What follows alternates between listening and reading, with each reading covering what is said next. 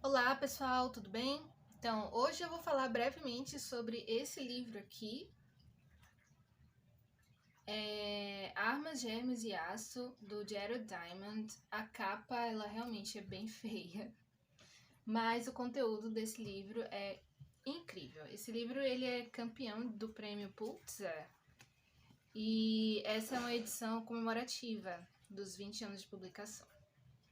Bom, Jared Diamond, ele é um geógrafo, antropólogo, historiador também, né? Porque ele escreveu esse livro é um livro de história. E a formação dele, na verdade, é bioquímica. Formação acadêmica mesmo, mas ele tem curiosidade por diversos assuntos, né? E você vê isso bem presente nesse livro. Não foi uma leitura muito simples para mim, né?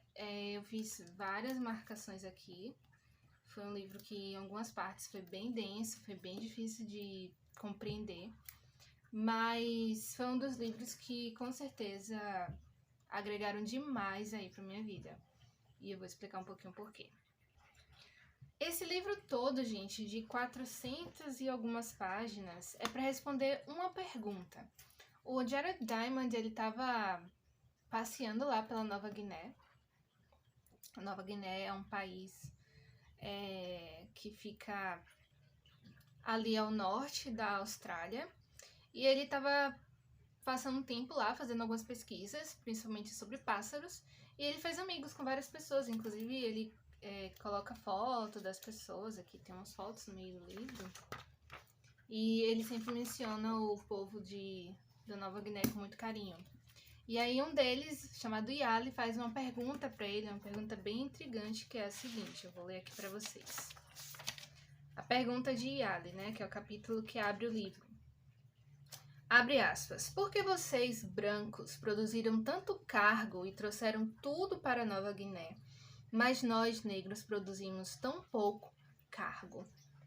E o que seria esse cargo, né? Seria justamente as armas, o maquinário e etc e tudo mais. E aí ele vai desenvolver, né, o livro para justificar a suposta supremacia europeia em relação aos povos africanos, asiáticos e americanos, né? Então, por que foram os europeus que conquistaram a América? Por que foram os europeus que invadiram lá Papua Nova Guiné?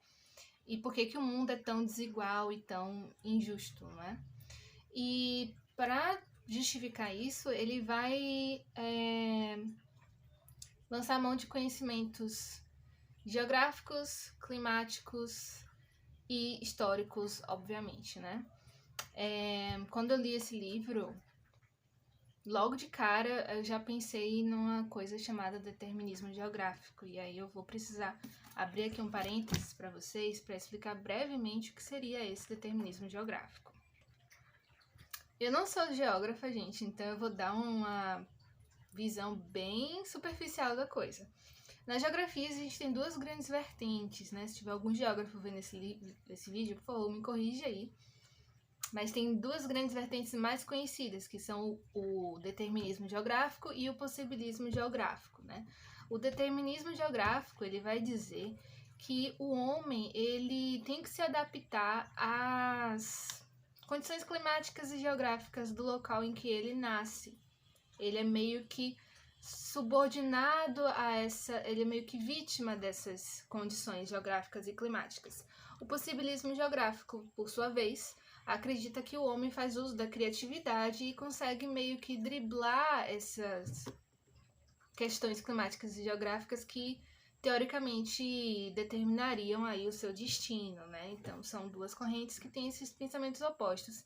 E o Jared Diamond, ele vai dizer que sim, infelizmente alguns povos foram desafortunados aí na questão do clima, da geografia, enquanto outros foram mais sortudos, né? Para começar o livro, para ilustrar bem isso daí, ele vai trazer o exemplo da Polinésia. Ele vai falar das ilhas que tem lá, que algumas ilhas tem um relevo muito ruim, tipo, que não é muito propícia para fazer pesca, essas coisas, e que infelizmente esses povos não prosperaram tanto. Outra questão interessante, né, que ele vai trazer é a formação geográfica dos continentes. Então, o eixo indo-europeu, por exemplo, se você observar aqui no mapa, ele é horizontal, né? E isso possibilitou que alguns países, algumas localidades, eles tivessem o mesmo clima, facilitando então a comunicação entre esses povos. Se você observar o mapa da África e das Américas, o eixo é norte-sul. E entre os povos da África do Norte e do Sul tem um grande deserto, então eles não conseguiam se comunicar. E essa comunicação entre os povos era de extrema importância, porque um povo que desenvolvia alguma técnica de agricultura conseguia levar para outros povos e a coisa ia se aprimorando, né? E isso também influenciou o contato entre povos distintos, né? Influenciou também o desenvolvimento do alfabeto, por exemplo. Lá na metade do livro, mais ou menos, ele vai adentrar a parte aí sobre agricultura e como alguns povos conseguiram domestificar. Eita, desculpa aí, gente. Domesticar algumas plantas e alguns animais. Então, por exemplo, no Crescente Fértil. Crescente Fértil, o próprio nome já diz, é uma área que era bem fértil e que tinham plantas que eram muito ricas e que serviam para a agricultura local, enquanto que em alguns locais da África a vegetação, né, as plantas que tinham lá não eram muito cultiváveis, algumas delas eram inclusive venenosas. Além do mais, ele vai falar também da questão dos animais domesticáveis. E aí ele vai falar que, por exemplo, o cavalo foi domesticado, mas a zebra, a girafa, o hipopótamo, por exemplo, são animais que não dá para você domesticar. Então, esses animais domesticáveis, né, como o cavalo, o boi, etc., eles estavam presentes em determinadas regiões do planeta e facilitaram ainda mais, né, o desenvolvimento aí da agricultura com a questão do transporte de cargas e tudo mais, né? Outro ponto interessante é a questão dos germes, né? A gente sabe que houve o domínio europeu, por exemplo, aqui na América, que a gente estuda na escola. Quando os europeus vieram para cá, eles trouxeram muitas doenças. Doenças às quais eles já tinham adquirido resistência lá na Europa, mas a gente aqui não. O que acontece? Quando existe muito excedente de alimentos, que era o caso da Europa que tinha desenvolvido lá técnicas de agricultura facilitadas pelo clima e pelo solo, né, lá do local, existe mais concentração de pessoas, e mais concentração de pessoas gera, facilita com que surjam doenças, né? Então, os europeus acabaram desenvolvendo aí esses germes e conseguiram vencer essa guerra aí entre povos e conquistar, né, muitas áreas do planeta. Enfim, gente, a leitura desse livro é muito rica, algumas coisas me chamaram muito a atenção.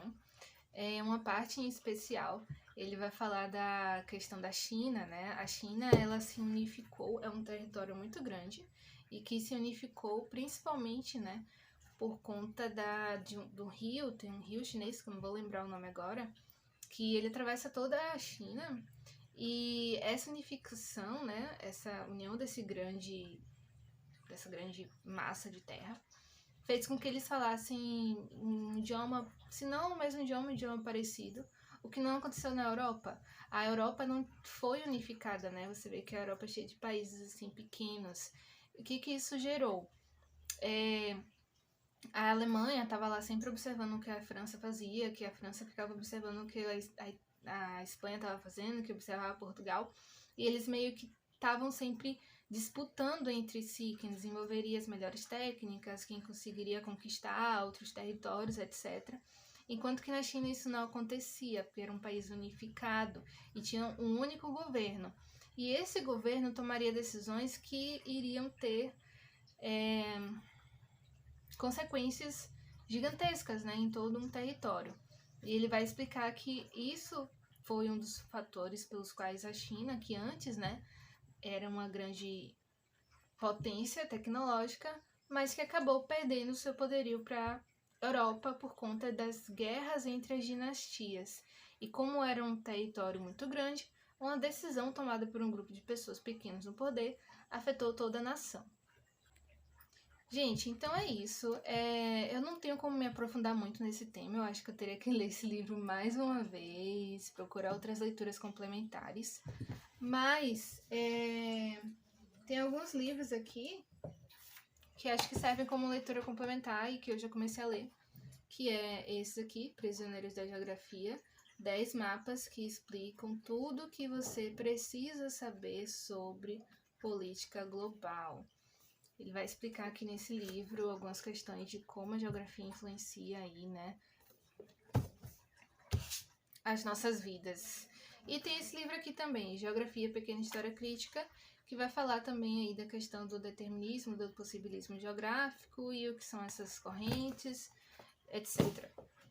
Eu não posso deixar de mencionar que esse livro ele tem uma proposta muito parecida com a do Sapiens. Eu li Sapiens há uns 3 anos e fazendo um breve comparativo aqui entre os dois, esse livro aqui ele se atém muito a dados e números e questões bem técnicas e científicas. E a leitura do Sapiens eu achei que era uma leitura mais fluida, né?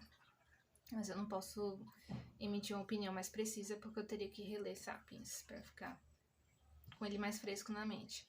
Mas enfim, gente, outra coisa interessante, né, para ler nesse livro é que ele vai meio que desmistificar esse discurso aí bem idiota, né, de que existem povos que são superiores a outros. Isso não é verdade. Na verdade, o que aconteceu foi que alguns povos foram favorecidos por questões climáticas e geográficas, enquanto outros povos não. É isso aí, pessoal. No próximo vídeo, eu vou falar sobre esse livro incrível, As Vinhas da Ira, do John Steinbeck. Se inscreva aqui no canal para acompanhar essa resenha também. Até mais.